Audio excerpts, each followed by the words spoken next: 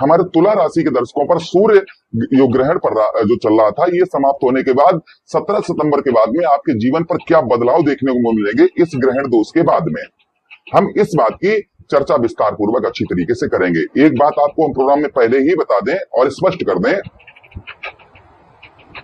जो मैं ये फलादेश करने जा रहा हूं ना, ये आप पर कितना सूट करेगा ये आप स्वयं अंदाजा लगा सकते हैं कि जो प्रभाव मैं बताने जा रहा हूं ये कितने सूट करेंगे। देखिए, कोई भी ग्रह हो, वो आपके लगन कुंडली में अगर बैठा हुआ है, उसकी अवस्था क्या है, वो बाल अवस्था में है, किशोर अवस्था में है, युवा अवस्था में है, या फिर जो है मृत्यु अवस्था में, क्या उसकी डिग्री है। वैसे ही जैसे आपकी कुंडली में सूर्यदेव भगवान बाल अवस्था में है, यानी कि बच्चे की अवस्था में है, तो बच्चा क्या कर पाएगा, कुछ नहीं।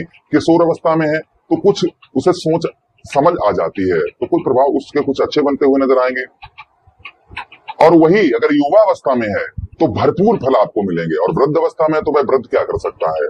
तो ऐसे ही सूर्य की स्थिति आपकी लगन कुंडली में क्या है, उसी हिसाब से जो मैं फलादेश करने जा रहा हूं, उसी हिसाब से आपके जीवन पर प्रभाव पड़ते हुए नजर आएंगे। चलिए, अब ज्यादा देर करते हुए सीधे सीधे हम प्रोग्राम को प्रारंभ करते हैं और समझने का प्रयास करते हैं। ठीक 17 सितंबर के बाद में सूर्य और बुध का आपके राजयोग कौन से भाव, आपके ठीक द्वादश भाव अर्थात आपके 12वें भाव, आपके व्यय भाव पर बनेगा, खर्च के स्थान पर बनेगा। जहां पर सूर्य क्या है, हमने आपको पहले ही प्रोग्राम में बताया, सूर्य ग्रहों के राजा हैं, जहां पर बैठते हैं वहां पर प्रकाश डालते ही डालते हैं। एक राशि में, प्रत्येक राशि में एक एक महीना सूर्यदेव भगवान गोचर करते हैं। तो आपकी बार कौन से भाव, आपके द्वादश भाव पर अर्थात कन्या राशि में सूर्यदेव भगवान जा रहे हैं। यही 17 सितंबर के बाद एक महीना तक आपके 12वें भाव पर रहेंगे। इधर सूर्य ग्रहण दोष भी समाप्त हो जाएगा और सूर्य और बुध का राजयोग 12वें भाव पर बनेगा, जिसका प्रभाव तुला राशि के दर्शकों पर क्या क्या पड़ता हुआ नजर आएगा। अब ध्यान से सुनिएगा। सबसे पहला प्रभाव ब्याह खर्च, ध्यान से समझिएगा। और सूर्य क्या है, आपके लाभेश हैं, लाभ भाव के स्वामी हैं।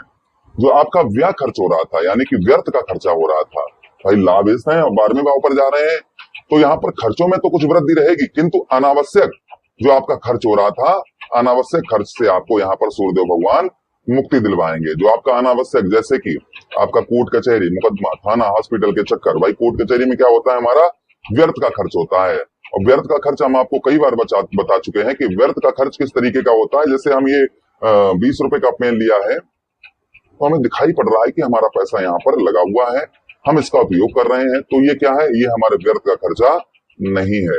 व्यर्थ का खर्चा उसको होता है, उसको बोलते हैं जो हमारा पैसा हमको दिखाई ना दे, उसको क्या बोलते हैं, उसे हम व्यय खर्च बोलते हैं, यानी कि व्यर्थ का खर्चा बोलते हैं। तो यहाँ पर जो आपका व्यर्थ का खर्चा हो रहा था, जैसे कोर्ट कचहरी में क्या होता है, भाई व्यर्थ का खर्चा होता है ना, भाग दौड़ करनी पड़ती है, भाग दौड़ में जो भी होता है वो बहुत ज्यादा खर्चा हो जाता है, तो उसे ब्याह खर्च बोलते हैं।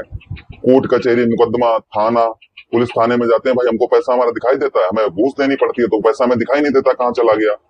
तो कोर्ट कचहरी, मुकदमा, थाना, हॉस्पिटल के चक्कर, भाई हॉस्पिटल में जाते हैं, हमारे पैसा 10 रुपए की दवाई मेडिकल पर हमको जो है 100 रुपए की मिलती है, 12 रुपए की जो है जो क्या वो लगाई जाती है नसों में बिगो, वो हमें 120 रुपए की मिलती है, तो 100 रुपए हमें दिखाई नहीं दिए, हमारे कहाँ चले गए, तो इसे हम बोलते हैं व्यर्थ का खर्चा। तो यहाँ पर जो आपका व्यर्थ का खर्चा हो रहा था, इस तरीके के, इस पर रोक लगाते हुए नजर आएंगे। यहाँ पर जो खर्च आपका होगा वो खर्च आपका दिखाई देगा। फिलहाल में लाभेश है इसलिए खर्च तो करवाएंगे, किंतु आपको दिखाई भी देगा कि हमारा पैसा लग रहा है, तो कहाँ लग रहा है, उसका हमें क्या मिल रहा है, ये आपको दिखाई भी देगा। ठीक है, अच्छा, उसी के साथ ही साथ आगे हम बात करते हैं सूर्यदेव भगवान के जो प्रभाव और सूर्यदेव भगवान के आपके ऊपर देखने को मिलेंगे। सबसे अच्छा लाभ जो लोग फॉरेन में है, विदेश में है, उन लोगों को काफी उत्तम अच्छे लाभ होते हुए नजर आएंगे। विदेश में उत्तम अच्छी सफलता भी प्राप्त होती हुई नजर आएगी। विदेश से आपको उत्तम अच्छे रिजल्ट भी आपको प्राप्त होंगे। जो आपको रिजल्ट आपको उत्तम अच्छे आपको प्राप्त नहीं हो पा रहे थे, जैसे कि भाई सूर्य क्या है और यहाँ पर बुध है ना, तो विदेश से आपके वीजा भी आपका, जैसे काफी लंबे समय से आप ये सोच रहे थे कि हम फॉरेन जाना चाहते हैं, विदेश जाना चाहते हैं, और किंतु आपका किसी कारणवश या तो धन की स्थिति ठीक ना, आर्थिक स्थिति ठीक ना होने के कारण, या फिर आपका वीजा वगैरह या कोई कागजात जो है सरकारी कागजों के कारण आप विदेश नहीं जा पा रहे थे। तो इस बीच में आपका जो है ये चीजें भी आपकी फाइनल होती हुई नजर आएंगी। आपको विदेश वगैरह आप जाने के सोच रहे थे, संभवतः ही आप जो है विदेश वगैरह जा पाएंगे। ये प्रभाव सूर्यदेव भगवान का और आपके ऊपर आपको देखने को मिलेगा।